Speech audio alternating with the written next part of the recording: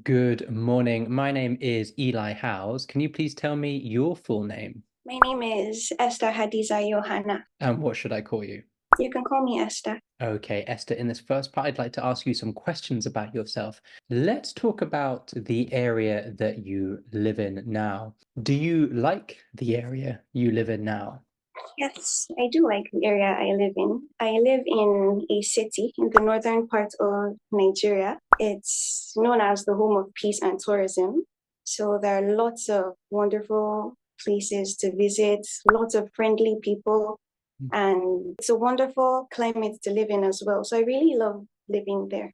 It's Mm. a nice place to live in. How has your area changed in recent years? Well, we've had more people trooping in recently. So there's been a lot of development in the area. More companies have come into that area, built so many things. More middlemen have also come in too. It's been pretty busy recently. Lots of people are coming in. Like I said, it's known as the home of peace and tourism.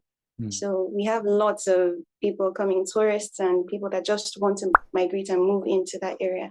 Where do you like to go to in your area? Well, I really don't go out much, so I don't have a particular place that I love to go to. I love to spend most of my time indoors. So I'm not really much of an outdoors person. So yeah, I don't really have a particular place that I like to go to. Let's move on. Let's talk about rainy days. Do you like rainy days? Well, unfortunately, I do not like rainy days. I find that rainy days make me sad.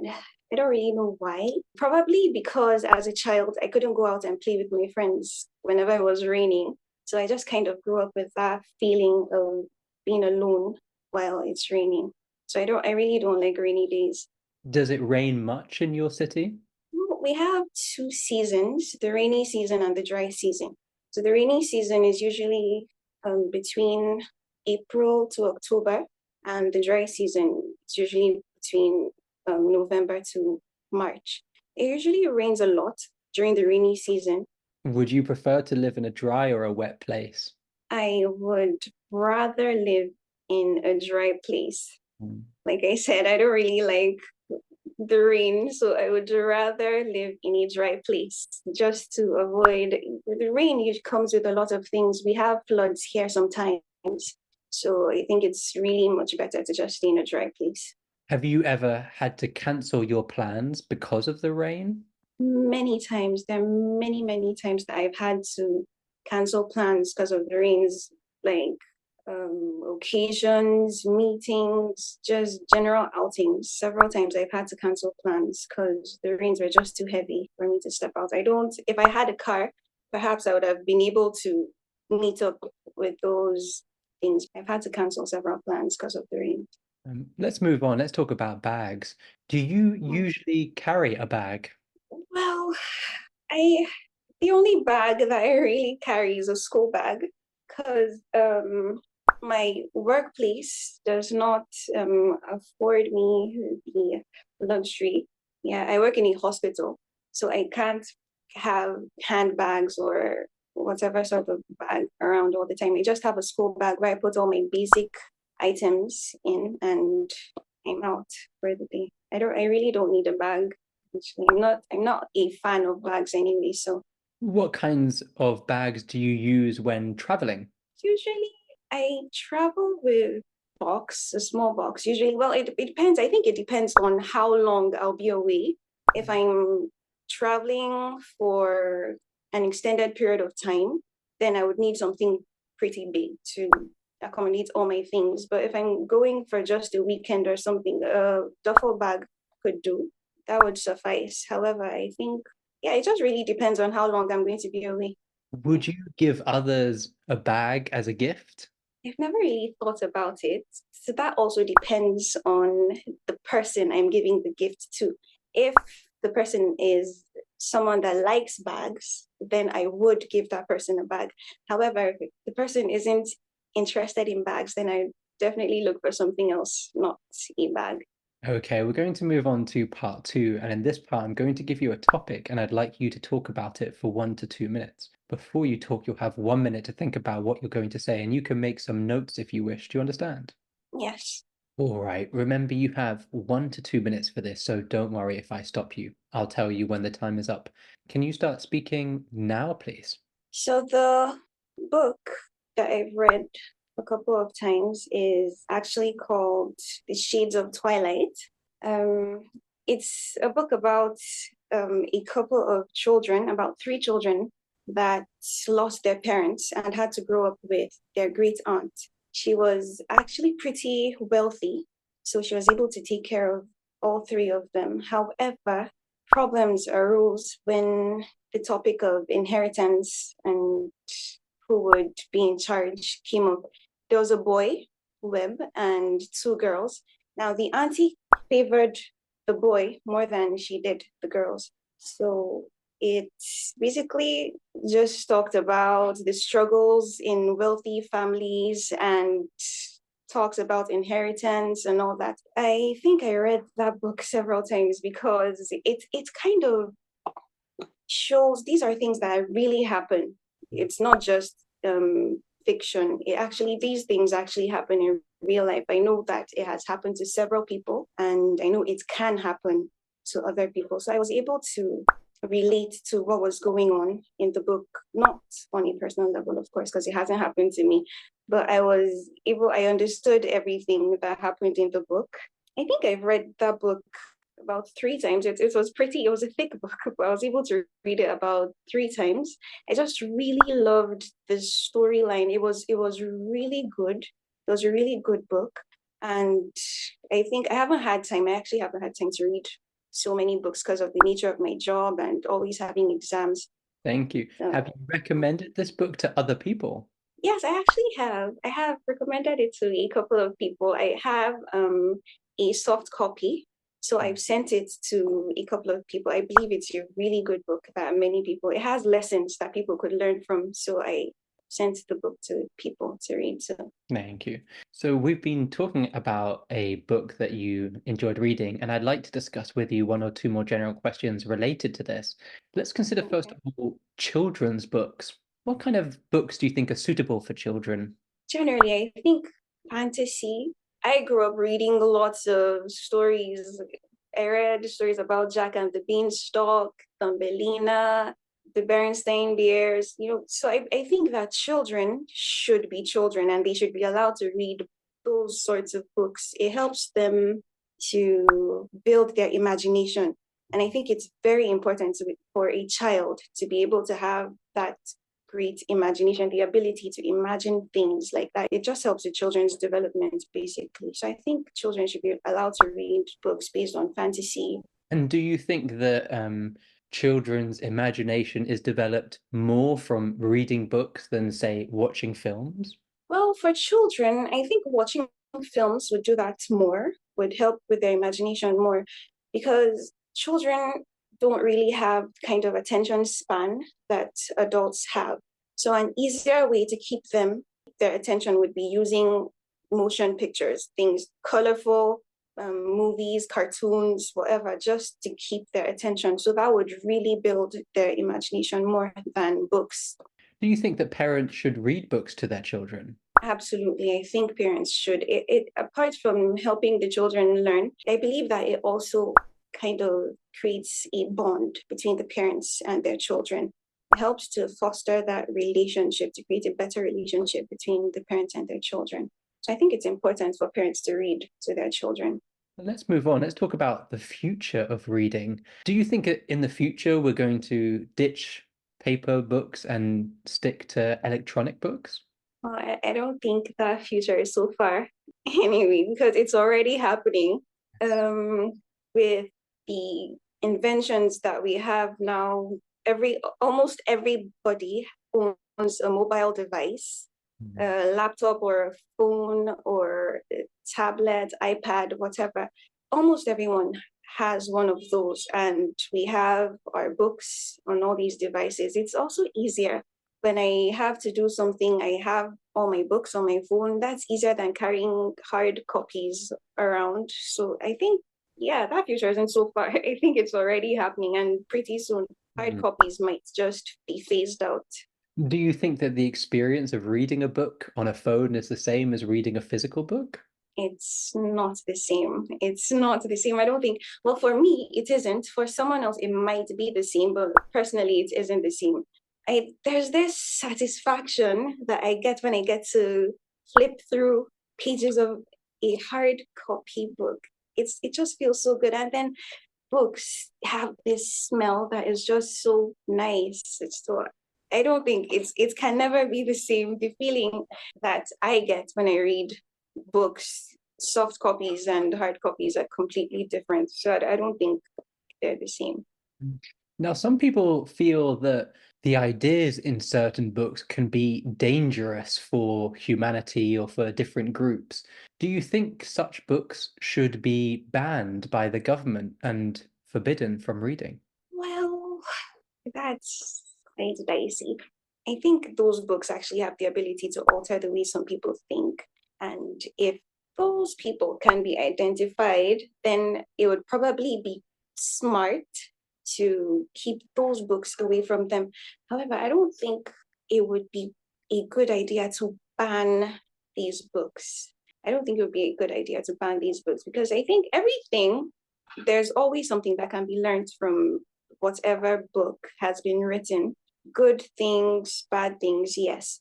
But I think it really depends on the individual. So if like I said, if the target audience can be identified, knowing okay, this particular group of people can be affected in this way, then yes, of course, measures can be put in place to ensure that these books do not get to them. However, if there are other people that can make positive things come out of these reading these books, then of course they should be allowed to read those books. Okay, thank you very much. That is the end of the speaking test. Okay. Wonderful. Absolutely amazing. Great speaking test. Thank Congratulations. you. Now, Thank you. you got band 9 in your IELTS speaking test recently. What tips do you have for students for the IELTS speaking? Well, like I said, I think the most important thing for people is understanding what your examiners want. Like there are different things that the examiners look out for in each of these sections: your fluency, lexical resource, coherence, and cohesion. So if you can work on all those parts and look at each of them, okay, how do I improve my fluency? How do I expand my vocabulary? Everything. Just look at all the various parts of the IELTS sections and what the examiners are looking out for.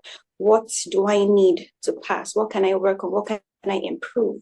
And I think that's basically I think that's the most important thing. Then of course having great tutors as well. Right. And you're working as a doctor, which probably means you've done lots of exams in your Yeah. lifetime, I imagine, and you probably will have lots more exams. So do you have any kind of general tips for approaching exam preparation? Well, what works for me is I usually before any exam I have to take, I make a list of all the topics that I have to read, all the topics I have to cover. I write down all the topics, and then I try as hard as I can to make sure I read all those topics. I group them. I usually write down the topics and then group them into maybe groups of three to see how many topics I can cover each day. This is, of course, after calculating how many days I have to prepare before the exam. So, say I have an exam in 4 months, I would write down the number of topics I have, see the number of days I have between now and the exam date, and then calculate how many topics I can cover per day before that exam. And usually I try to see how I can do that at least twice before the exam. So that really helps me a lot. So I think if people can do that, then that would help them as well. So how did you organize your study schedule for the IELTS test? I actually had to take a break. I had to take a break off work because it wouldn't have been possible. Like it probably would have.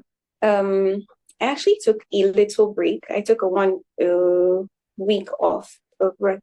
And then I just sort of tried to use all the time. I knew that I had very limited time to prepare for the exam. I had roughly 11 days to prepare for the exam. So I had to give everything. I think that's another thing, just being dedicated to what you have to do. I have this before me. I have this goal. I have to get it. Like, I have to do whatever it takes. I don't know what sacrifices I'm going to have to make, but whatever it takes, I'm going to do it. I'm going to get it done. So yeah, that was just it. And it worked for you because you got overall 8.5 in IELTS. Yeah, it did. One thing you mentioned was having a positive mindset. Why is that important? It is so important because a person could have 4 months to prepare, 6 months, a year. But if you already believe that you're not going to make it, if you're already defeated in your mind, then of course you won't be successful in that exam. I think if you're able to conquer things in your mind, then you'll be able to conquer them outwards as well. I think it's the mind. The mind is the first battlefield that we have to work on. It's the very first and the most important. So just having a positive mindset really fixes a lot of things. Okay, what do I have to do? I have to do this no matter. Okay, people have done this in the past. This person did this particular thing and wasn't able to make it. That doesn't mean I'm also not going to make it. I know people that have done it and have made it. So I believe I can also make it. Just think positively. And it has a way of, I think positive thinking has a way of motivating people. It motivates me when I think positively, I get motivated more. So that really helps. I think it really helps. You got 8.5 in IELTS reading. What are your tips? The reading, well, like most people would say, you can't spend too much time trying to read. You can't be slow while reading because it's timed, so you don't have all day. So I think one thing is to practice reading long texts and try to time yourself. Don't try to wait till exam day to do something like that. It really isn't going to be a good idea.